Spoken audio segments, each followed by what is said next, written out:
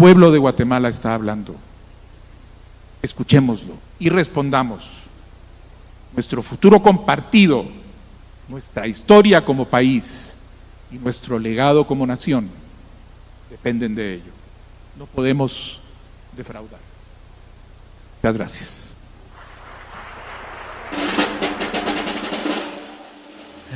El informe de gobierno.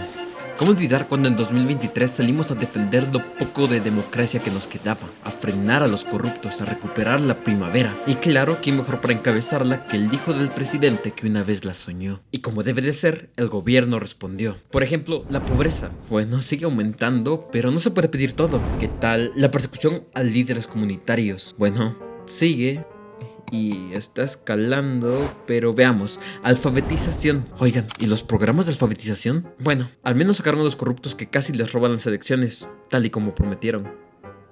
¿No? Entonces, ¿nada cambió? Otra vez nos dijeron que ahora sí, pero siempre no. ¿Dónde quedó la devolución de la democracia?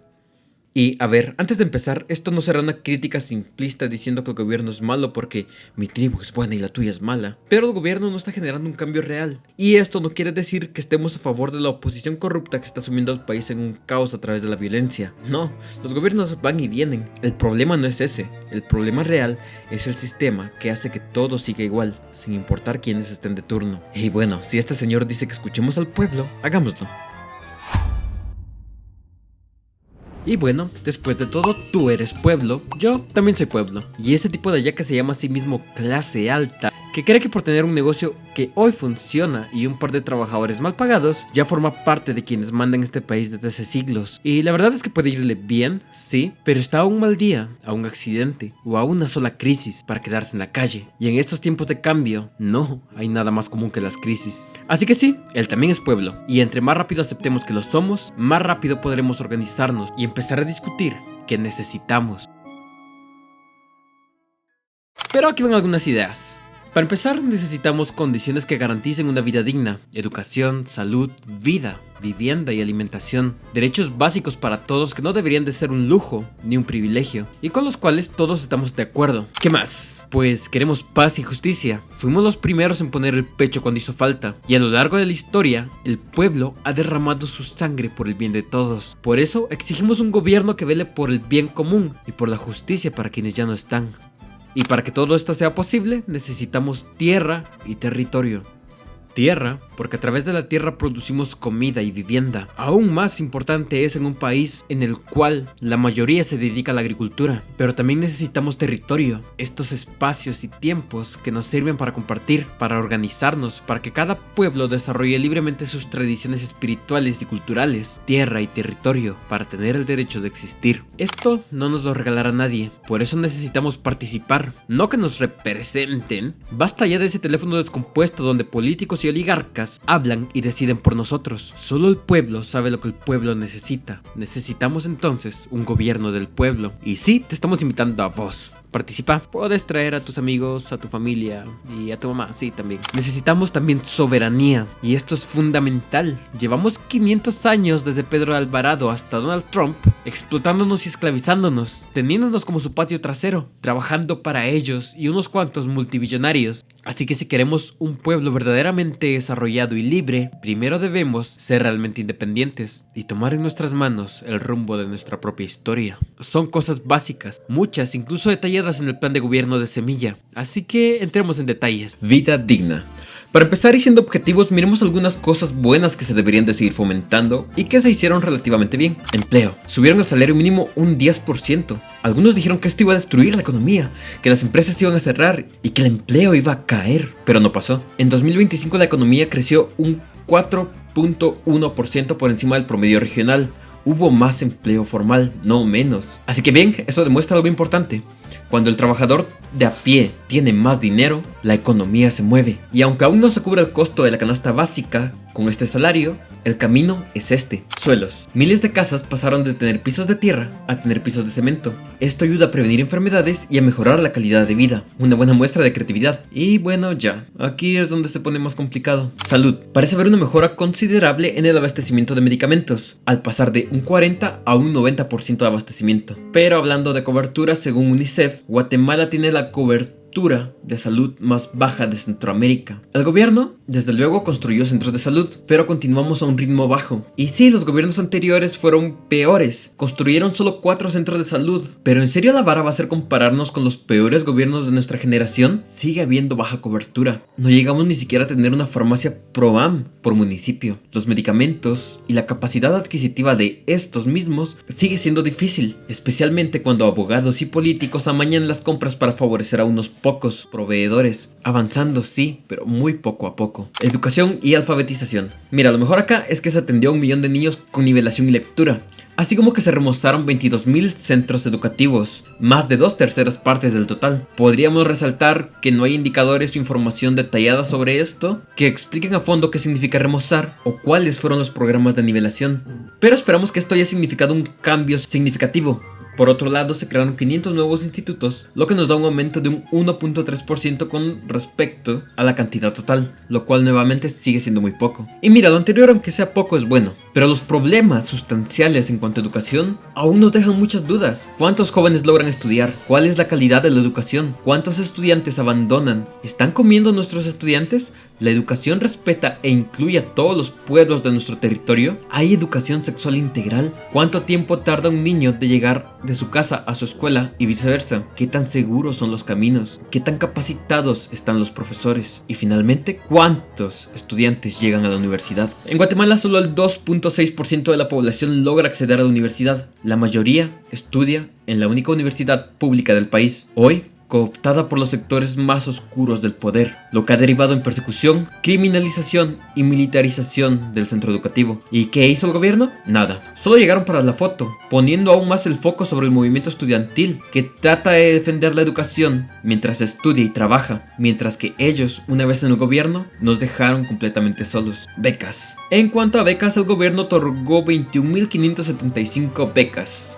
en un país con más de 3 millones de estudiantes, o sea que no se llegó ni al 1%. Alfabetización. 91.000 personas aprendieron a leer y escribir, de un total de 1.9 millones de personas analfabetas. No se reduce ni el 1%. Y aquí sí hay una falta total de voluntad, ya que se sigue al mismo ritmo que en gobiernos anteriores, los cuales pues bueno ya sabemos cómo fueron. En Honduras, por ejemplo, que si bien tampoco era un proyecto transformador, se eliminó el analfabetismo en un solo periodo de gobierno. Las becas son necesarias, remozar escuelas es positivo, pero todo esto es insuficiente y profundamente limitado. Estamos muy lejos de garantizar el derecho a la educación para toda la población, de lo bueno poco. Y como dijo el propio presidente, la educación es un derecho universal y no un privilegio. Hoy, lamentablemente, sigue siendo un privilegio.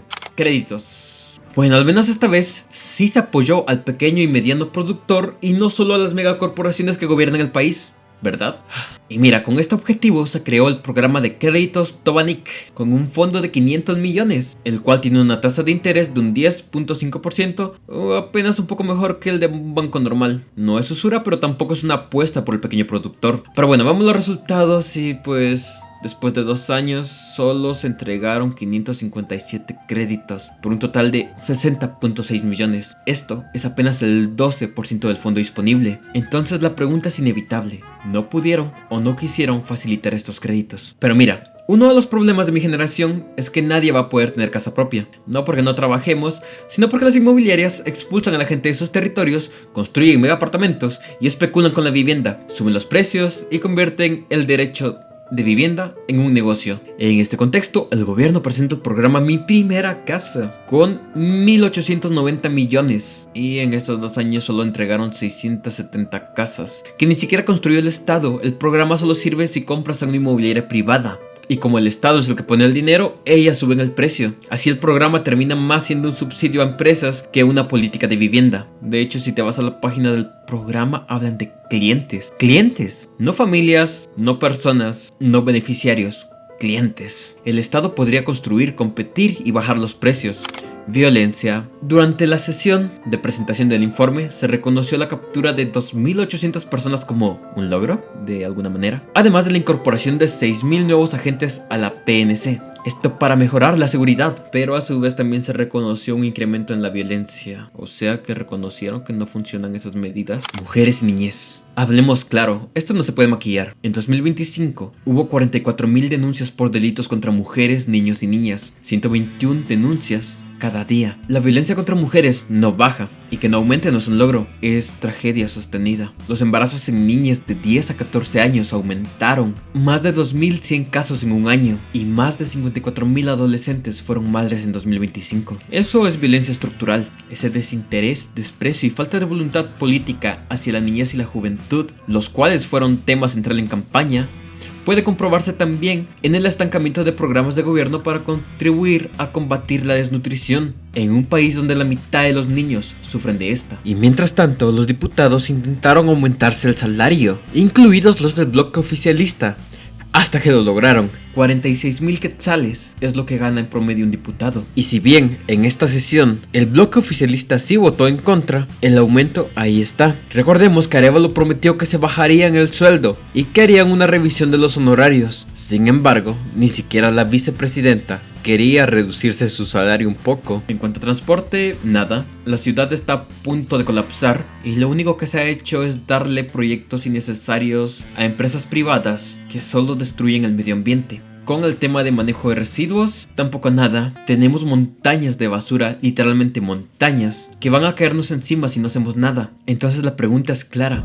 ¿Dónde está el cambio? Paz y justicia. Uno pensaría que con la llamada nueva primavera, la violencia iba a disminuir, que al menos la persecución contra líderes comunitarios, campesinos, militantes políticos y pueblos organizados se iba a detener. Pero no, la violencia no frenó, es más, siguió y en algunos casos incluso se profundizó. Veamos solo enero de 2026. El 14 de enero fue capturado Basilio Bernardo Poch García, ex vicepresidente de los 48 cantones y uno de los organizadores de las movilizaciones por la defensa de la democracia 2023. El 8 de enero fue asesinado Eddie Josué Romero Tsin, director del Centro Universitario de Petén, CUDEP, en medio de tensiones políticas dentro de la Universidad de San Carlos. Y no son hechos aislados, no son problemas locales, es violencia estructural que permanece. Durante este periodo de gobierno han sido asesinados decenas de líderes comunitarios, entre ellos algunos de nuestros compañeros de lucha del Comité de Desarrollo Campesino, como Santos López Hernández en Jalapa, el agosto de 2024, o como Ramón Ixcol Chávez de Sololá, el mayo de 2025, sumándose a la lista de más de 32 mártires de nuestra organización. Otros casos que pudimos encontrar fue el asesinato de integrantes del CCDA en Escuintla, el asesinato de José Domingo, abogado y defensor de comunidades campesinas del Cook, Misael Mata, defensor del territorio y de la resistencia antiminera, Marco Antonio Zuleta, guardabosques de la Sierra de las Minas, entre muchos más que se suman a la lista de personas asesinadas por el Estado. Y cuando no los matan, los persiguen jurídicamente y criminalizan. Entre algunos criminalizados en este periodo están Locadio Huracán Salomé, dirigente del CCDA, Luis Chol, líder comunitario de Izabal, y otro de nuestros compañeros, Ramón Cadena, abogado defensor de derechos indígenas y campesinos. La lista es larga y sigue creciendo. No podemos por supuesto dejar de lado a la digna resistencia estudiantil que sigue luchando por recuperar la única universidad pública. Muchos líderes estudiantiles tuvieron que huir por el hostigamiento, la criminalización y las amenazas que recibieron. No hay voluntad política, no hay acompañamiento, no hay condena firme, no hay protección, porque todo aquel que se opone al extractivismo, al despojo, a la corrupción o a la violencia misma se convierte en un ejemplo. Y en este país los ejemplos se eliminan, porque sin importar el color de tu partido, cuando las industrias mineras, los monocultivos o las megacorporaciones o todos aquellos intereses económicos que gobiernan el país necesitan avanzar para favorecer a unos pocos, la violencia aparece, con jueces, con policías, con balas, tal y como ocurrió con las miles de familias desalojadas estos 2 años. Tierra y territorio. Históricamente la tierra y el territorio han sido el problema fundamental de nuestro pueblo. El periodo de colonización del Imperio Español se concretó con el saqueo de tierras más grandes de la historia, de donde aún hay familias que poseen grandes cantidades de tierra. Pero los imperios van y vienen. Se fueron los españoles y le tocaba su turno a los Estados Unidos, quienes a través de la United Fruit Company, o como hoy se conoce Chiquita Bananera, se hicieron de nuevo con la tierra de nuestro territorio y con ayuda de uno de los dictadores más sanguinarios de nuestra historia, Ubico, esclavizaron a pueblos indígenas en fincas o en la construcción del ferrocarril de los gringos, mientras que para nosotros solo había hambre, látigos y nada de esperanza. Pero cuando la desigualdad es tan clara, la gente se organiza, y entonces vino la revolución. Una lista de guatemaltecos comprometidos con el bienestar del pueblo se rebelaron, y nos trajeron junto con Juan José Arévalo derechos fundamentales como el ICS, el Código del Trabajo, los derechos de las mujeres y la autonomía universitaria. Pero la primavera llegó realmente con Arbenz, cuando con el decreto más importante de la historia de nuestro país, el Decreto 900 o la reforma agraria, compró tierras improductivas a las megacorporaciones sin quitarle nada a nadie, le dio a los pueblos más de 500,000 de hectáreas de tierra, devolviéndonos la dignidad, la autonomía, la tierra y el territorio, por primera y única vez en nuestra historia. La gente por fin podía trabajar para sí mismos, cultivar sus alimentos, desarrollar sus viviendas, sus vidas espirituales, culturales y comunitarias. Podían comerciar, tener un hogar, asegurar el futuro de sus hijos. Las empresas, para no perder competitividad, se pusieron a trabajar de verdad y ya no podían explotar a nadie. Conseguimos así una de las épocas más productivas económicamente, que a su vez estaban acompañados de calidad de vida, y por eso Guatemala se convirtió en un ejemplo que los gringos eliminaron con la excusa del comunismo, y así en 1954 sacaron a Arbenz en calzoncillos de nuestro país. Una lista de valientes nuevamente se quiso rebelar contra el gobierno para recuperar la primavera, pero el ejército, el estado y los gringos no iban a permitirlo. Crearon un sistema de muerte, asesinando a más de 200,000 personas, quemando más de 400 aldeas que nada tenían que ver con el conflicto. Más de 1,000,000 de guatemaltecos tuvieron que huir de sus territorios para refugiarse, y una vez vacías esas tierras, fueron ocupadas por el ejército, entregadas a finqueros, apropiadas por militares o usadas para megaproyectos. En 1996 vino la paz, en teoría, y poco a poco la gente regresaba a sus territorios, a rehacer su vida con esperanza, solo para volver a ser perseguidos, criminalizados y violentados por intentar vivir en una tierra que históricamente le perteneció. Desalojos. Veamos algunos casos. Tras ocurrir el desastre natural en la Sierra de Santa Cruz en 2015, la CONRED declaró el área zona inhabitable, por lo cual las familias tuvieron que huir, pero el Estado les prometió conseguirles alguna solución que nunca llegó. Así que estas personas decidieron regresar a la tierra que históricamente perteneció a su pueblo, en Buenavista, el Estor, y años después, el pasado 22 de mayo de 2024, cerca de 500 agentes de la PNC desalojaron estas 48 familias con violencia. En esta ocasión, el titular de la Comisión Presidencial por la Paz y los Derechos Humanos, la COPADE, afirmó públicamente que no está en manos del Ejecutivo suspender el desalojo, cuando es precisamente el Ejecutivo el que tiene la capacidad de detener los desalojos o mínimo de buscar soluciones pacíficas que beneficien a todos, y al mismo tiempo aseguró que la presencia institucional tenía como objetivo verificar las condiciones de las familias y trasladar la información al presidente. Así que el presidente tiene conocimiento, pero ni él, ni el Ejecutivo, ni las alcaldías dieron una respuesta o una ayuda a las familias. La COPADE envió una carta al ministro de Desarrollo Social solicitando su intervención mediante un programa para realizar un comedor social, y así que estas familias mínimo tuvieran algo en que apoyarse, pero el alcalde dijo que no estaban sus posibilidades y el ejecutivo lo ignoró. Mira, en la descripción te dejamos lo siguiente: el informe, un poco más detallado, donde aparecen los casos de desalojo que encontramos, siendo 38 en el periodo actual de gobierno. La gran mayoría pertenecen a Izabal y Alta Verapaz. Toma nota de eso. Sin embargo, la información que encontramos fue solamente la que pudimos recabar de medios, así que te dejamos otro enlace donde puedes contribuir con información sobre desalojos que hayas presenciado en el lugar que vivas. Esto nos ayudará a tener un registro de la conflictividad agraria en el país. Y vayamos al tema. El registro de casos de conflictos agrarios, RECA, dice que solo en Izabal y Alta Verapaz se registran 914 conflictos activos. ¿Pero conflicto? ¿Qué es un conflicto? Yo tengo conflicto con mi vecino porque no decidimos a quién le pertenece el racimo de bananos. Conflicto es una palabra tan grande que abarca tantas cosas que le termina quitando significado a lo que realmente es. El sistema es experto en despojar a las cosas de su significado, de su carga simbólica, histórica y política, porque si nos vamos a los datos, 267 de estos conflictos se ubican en el área de Panzós, un área golpeada por las masacres del ejército. 127 casos están registrados en el área del Estor, coincidiendo con un lugar donde la industria extractiva minera de níquel se ha hecho muy fuerte, al igual que la de los monocultivos de palma africana, mientras que en el área de Livingston 134 casos activos, en un lugar donde la expansión portuaria, turística y extractiva, empresas hoteleras, inmobiliarias y de monocultivos ha incrementado. Así que casos de conflicto agrario, claro que no, son casos de despojo territorial histórico, porque recordemos también que estos casos de conflicto se dan en los lugares donde ya vimos que más desalojos hay. Los desalojos colectivos se producen debido a la falta de seguridad jurídica sobre la propiedad de la tierra, lo cual tiene su origen en el legado del colonialismo, el imperialismo extractivo, los conflictos armados y el despojo, según Raja Gopal. Y tiene razón, en Guatemala permanece una política de criminalización que nadie está velando por cambiar.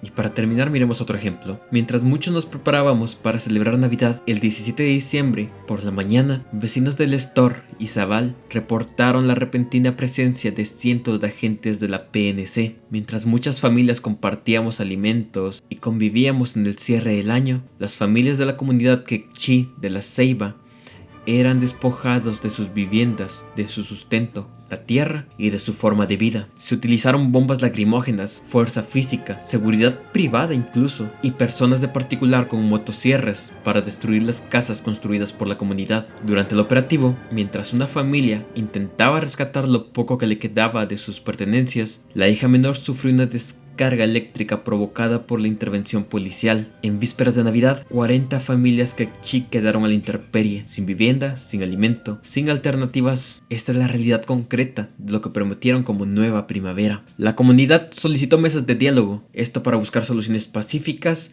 y evitar el desalojo. Nadie respondió, porque el gobierno ni siquiera nos voltea a ver a nosotros, los de abajo. Soberanía. Oigan, ¿y Arévalo? ¿Qué? ¿En serio? ¿Otra vez? ¿No puedes pasar ni un segundo sin regalarle algo a los gringos? A Semilla intentaron robar las elecciones en 2023. El pueblo salió a las calles. En un acto de heroísmo histórico, resistió 106 días en las calles contra balas, fuerzas armadas, el narco y una propaganda desmedida de parte de los corruptos y la oligarquía conservadora, con bala y con piedras contra los tanques, como dice la canción. Nosotros, por cierto, fuimos parte de eso y creíamos en defender lo poco que quedaba del proceso democrático. Los campesinos y pueblos originarios lideraron. Las comunidades urbanas, por primera vez en mucho tiempo, se voltearon a ver y unieron fuerzas. Estudiantes, profesionales, trabajadores informales, todo el país tuvo esperanza. ¿Y Arévalo? Pues en Washington optó por priorizar el respaldo del gobierno de los Estados Unidos por encima del apoyo popular, perdiéndolo en el proceso. Mientras el pueblo resistía en las calles, Semilla negociaba en la Casa Blanca el futuro del país. Entre los encuentros más importantes están los siguientes: Arévalo con Samantha Power, exdirectora de USAID, una organización estadounidense de espionaje, propaganda y de creación de bases de datos de líderes políticos.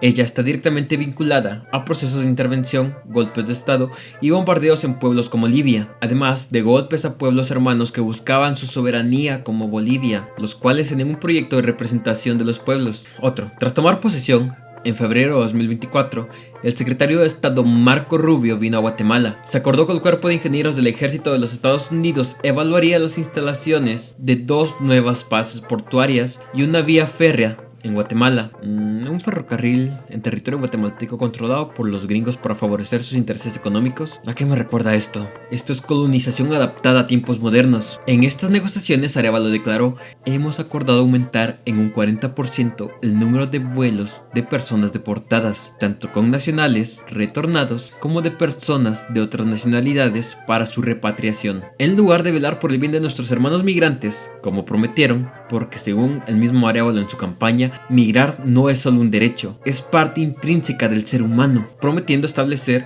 un registro de ADN voluntario para personas en Estados Unidos, crear un programa de IX para guatemaltecos en el exterior y crear el Distrito 25 para que los guatemaltecos en el extranjero puedan votar. Nada de esto se cumplió y se pone peor cuando recuerdas que los migrantes son los que sostienen la economía del país a base de remesas. Y por si pensabas que no podían entregar más cosas, el 26 de junio de 2025, el ministro de Gobernación Francisco Jiménez, vinculado a señalamientos de corrupción, se reunió con Kristi Noem, impulsora de políticas migratorias extremas, conocida por amenazar públicamente a nuestros hermanos migrantes con la frase "te casaremos", y por cómo van las cosas parece que no lo decían de forma figurativa. Ese mismo día se firmó un memorando que permite la operación de tecnología y agentes de seguridad estadounidenses en aeropuertos guatemaltecos, lo cual pone en una condición de riesgo a los guatemaltecos, a los migrantes y a los militantes políticos de nuestro país. Y si esto no es así, pues que nos permitan a nosotros tener tecnología de reconocimiento facial en sus puertos y aeropuertos. Kristi Noem además afirmó haber firmado un acuerdo de tercer país seguro en Guatemala, aunque el gobierno de Arévalo intenta negarlo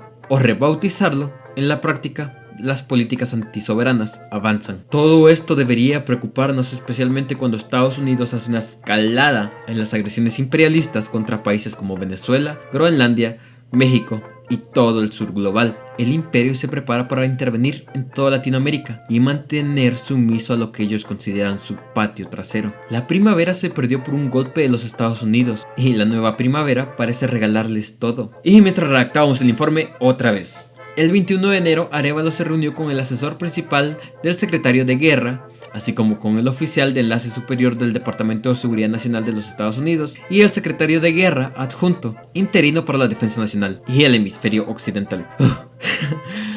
Para discutir temas de cooperación en seguridad, inteligencia y colaboración militar. En pocas palabras, reafirmar el control militar de los gringos por sobre nuestras tierras. Otra cosa que tenemos que tener muy presente es que cuando Estados Unidos prepara el terreno para invadir un país, lo primero que hacen es poner en la mesa la excusa del narco, el terrorismo y la incapacidad de los gobiernos locales. Esto debería de preocuparnos tomando en cuenta los acontecimientos recientes ocurridos en Guatemala a raíz de la violencia. En septiembre, Estados Unidos había designado a la Mara 18 como organización terrorista extranjera, eso según el Departamento de Estado. Días después, el anteriormente mencionado Francisco Jiménez escapaba del país por ser acusado de intervenir en la fuga de 20 pandilleros de la Mara 18 de sus cárceles. Y un poco después, Guatemala aprobaba un decreto para aprobar a la Mara 18 como terrorista. Y sí, la Mara 18 es culpable de mucha de la violencia que ocurre en el país y es despreciable. Pero recordemos que toda esta construcción mediática deja en bandeja de plata a nuestro país en caso de que Estados Unidos viera necesario intervenir para arreglar la situación. Yo les pregunto, ¿no están cansados de agachar la cabeza con la violencia conservadora narcotraficante guatemalteca para cambiarlo, para agachar la cabeza con la violencia militar de los Estados Unidos? Lo importante no es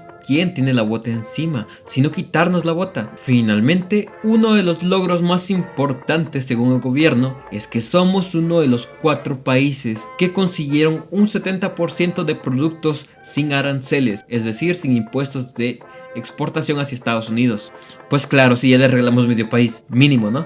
Pero encima, esto no es parte de un esfuerzo diplomático, al contrario, es subordinación total. Los Estados Unidos subieron aranceles a todo el mundo, lo cual aumentó el precio de la canasta básica estadounidense, perdiendo varias elecciones, y encima los archivos Epstein se desclasificaron, por lo cual Trump quedó en un muy mal lugar. Así que para recuperar un poco de apoyo mediático tenían que bajar el costo de la canasta básica, así que estratégicamente quitaron el impuesto a los países más subordinados. Gobierno del pueblo. El Comité Coordinador de Asociaciones Agrícolas, Comerciales, Industriales y Financieras, más conocido como CACIF, es una alianza entre los más altos sectores económicos de nuestro país, que inició luego del golpe que las élites y los gringos le dieron a Arbenz, cuando estos mismos se dieron cuenta de que para mantener su hegemonía debían estar unidos y organizados. Desde ese momento han gobernado el país desde las sombras. Semilla durante su campaña utilizó eslogans que, no vamos a mentir, aparte de potentes eran inspiradores, casi revolucionarios. Un futuro sin CACIF y que gobierne el pueblo, no el CACIF, ocultando claro su relación con la oligarquía nacional por parte de los Gutiérrez, recordando precisamente que Juan José Gutiérrez Mayorga fue presidente del CACIF en el periodo de 1990 a 1995. Pero está bien, a veces es necesario hacer alianzas estratégicas, llegar al gobierno y ya desde ahí luchar. Pero pues justo cuando Arévalo estaba por tomar posesión, declaró, primero, una corrección, un futuro sin CACIF nunca fue eslogan de Semilla. Alguna gente lo podía usar, pero nunca fue eslogan, marcando desde ya el camino que el gobierno iba a seguir.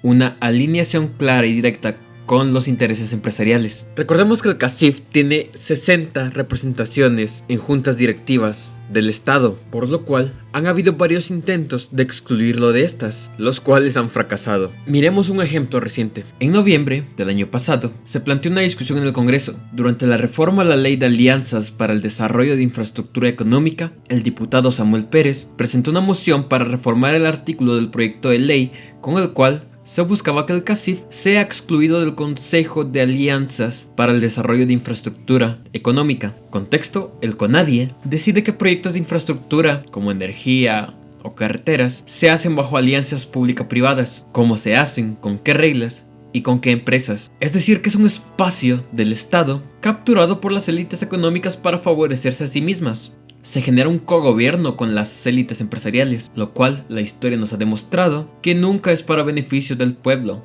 sino para sí mismos, sus intereses y los intereses del capital. La propuesta, por supuesto, no superó los 40 votos, lejos de los 107 necesarios, y Semilla tomó una postura clara, el respaldo al CACIF. Muchos de sus integrantes votaron en contra de esta moción, y en un comunicado, excusándose, dicen que velaron por el desarrollo. Y aquí nos preguntamos, ¿desarrollo para quién? Y recordemos que el que cacifero nace, cacifero se queda, porque responden a un sistema que tiene un único interés: seguir fortaleciéndose a sí mismo y al capital. Pusieron a Jazmín de la Vega como ministra de Comunicaciones, cuando ésta tenía claros vínculos con el CACIF, especialmente con la Cámara Guatemalteca de la Construcción, directora de SEOs de la empresa Honestidad, Servicios y Excelencia.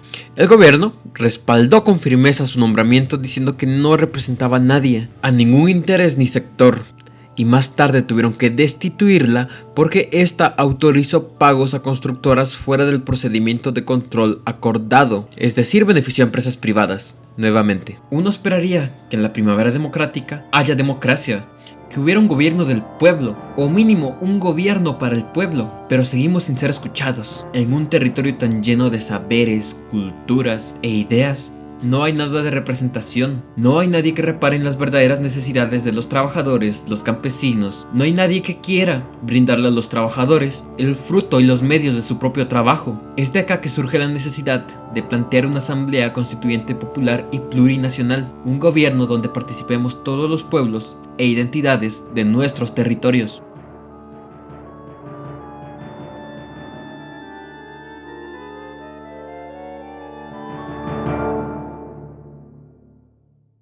Haciendo un balance de este periodo, descubrimos que el gobierno ha administrado el Estado sin disputar las estructuras que producen desigualdad, despojo y violencia. En otras palabras, y siendo más claros, de parte del gobierno, más allá de avances puntuales, no existe una ruptura con el régimen de propiedad, con el bloque de poder empresarial, ni con la subordinación histórica del país hacia el imperialismo. La tierra y el territorio siguen siendo tratados como mercancía. El Estado sigue reprimiendo y asesinando a los defensores de la vida y de la tierra. La democracia se reduce a gestión y el desarrollo a rentabilidad. Tenemos una deuda histórica con nuestros pueblos, la cual es la tierra y el derecho a la existencia plena. La lógica es la misma: desigualdad, despojo y violencia.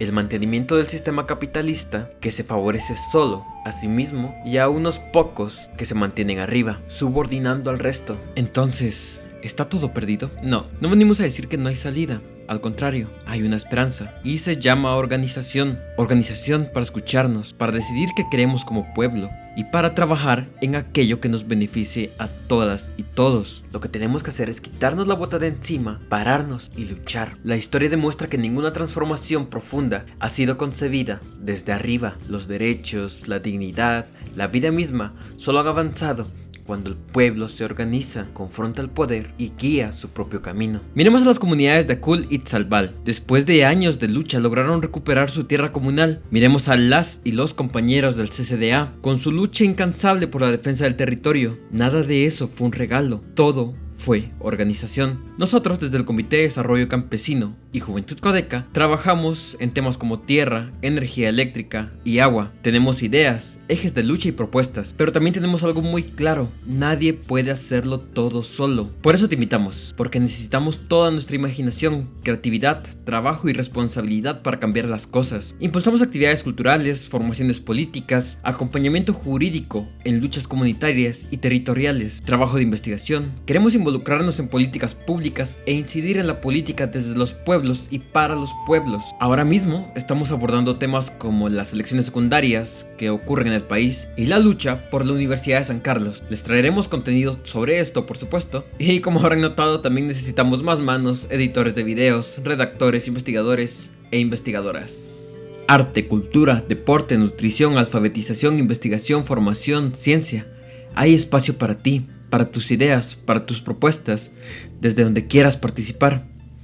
Te dejamos abajo un formulario. Si en tu territorio ya hay compañeros y compañeras organizadas, te pondremos en contacto con ellos. Si no los hay, pues te acompañamos para empezar a crear comunidad. Nos despedimos entonces citando el cuento de 1.000.000 de gatos. Y ahora voy de un lugar a otro. He cruzado frías aguas, caminado incontables leguas. He pasado hambre, me han herido muchas veces, pero he seguido adelante. He hablado con gatos fieros en lugares vacíos.